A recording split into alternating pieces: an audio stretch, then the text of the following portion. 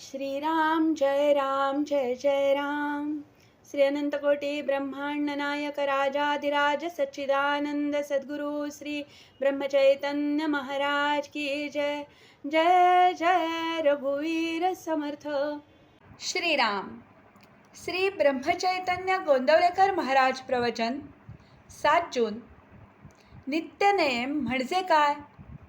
नित्यनेम म्हणजे काय? नित्याचा जो नियम तो खरा नित्यनेम होय. नित्य कोण? जो कधीही बदलत नाही तो. याचा अर्थ जो पूर्ण शाश्वत आहे तोच खरा नित्य होय. म्हणून नित्य म्हणजे भगवंत समजावा. त्याचा नियम करायचा म्हणजे काय करायचे? नियम करणे याचा अर्थ नियमन करणे, निग्रह करणे, वश करून घेणे, स्वाधीन ठेवणे हा होय. आपले मन भगवंताच्या स्वाधीन करणे, त्याच्या ठिकाणी ते नेहमी ठेवणे याचे नाव नित्यनियम होय. आजच्या आपल्या मनाच्या अवस्थेमध्ये ते सर्वस्वी भगवंताच्या स्वाधीन करता येत नाही. आणि देह हा जड अशाश्वत असल्यामुळे देहाने नित्य आणि शाश्वत अशा भगवंताचा नियम घडणे शक्य नाही. म्हणून देहाने घेता येत असून देहाच्या पलीकडे असणारे आणि सूक्ष्म असल्यामुळे भगवंताशी शाश्वत संबंध असणारे असे भगवंताचे नाम अखंड घेणे हा आपला खरा नित्यनियम आहे. इतर सर्व गोष्टी, शास्त्राची बंधने, पोथी वगैरे वाचणे, स्नान संध्यादी नित्यकर्मे वगैरे पाळावी, पण त्याचा हट्ट वा आग्रह असू नये.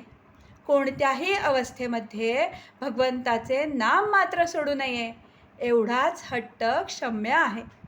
शुद्ध भावनेने नाम घेतले की भगवंत दर्शन देतो. शुद्ध भावनेचे फळ फार मोठे आहे. पुष्कळ वेळा गरीब आणि अशिक्षित लोकच या बाबतीत श्रेष्ठ असतात. आपण नाम घेत जावे. नामाने भावना शुद्ध होत जाते. खरे म्हणजे मनुष्याला जिवंत राहण्यासाठी हवेची जितकी जरुरी आहे तितकीच किंबहुना त्याहूनही जास्त जरुरी परमार्थामध्ये भगवंताच्या नामाची आहे. भगवंताच्या नामाशिवाय न राहण्याचा संकल्प प्रत्येक माणसाने केला पाहिजे. भगवंत हट्टाने किंवा उगीच केलेल्या कष्टाने साध्य होत नाही. तो एका प्रेमाने वश होतो. प्रेमामध्ये हट्ट आणि कष्ट झाले तर शोभतात आणि हिताचे होतात. आपण भक्तांचे प्रेम न पाहता त्यांचा हट्ट आणि कष्ट तेवढे बघतो. जो मनुष्य 3.5 कोटी रामनामाचा जप करील त्याला भगवंताच्या प्रेमाचा अनुभव आल्यावाचून राहणार नाही. शंका या फार चिवट असतात, त्या मरता मरत नाहीत. शिवाय काही शंका आचरणाने आणि अनुभवानेच नाहीशा होतात. म्हणून मनात शंका असल्या तरी नाम सोडू नये. सतत नाम घेत गेल्याने मन स्वच्छ होत जाते आणि सर्व शंका आपोआप विरून जातात. लंकेमध्ये रावणाच्या बंदिवासात अशोकवनात सीता असताना तिच्या सान्निध्याच्या प्रभावामुळे तिथली झाडे, पक्षी, दगड या सर्वांना रामनामाचे प्रेम लागले होते असे वर्णन आहे. रामनामाचे प्रेम आणि भगवंताचे प्रेम ही दोन्ही एकच आहेत.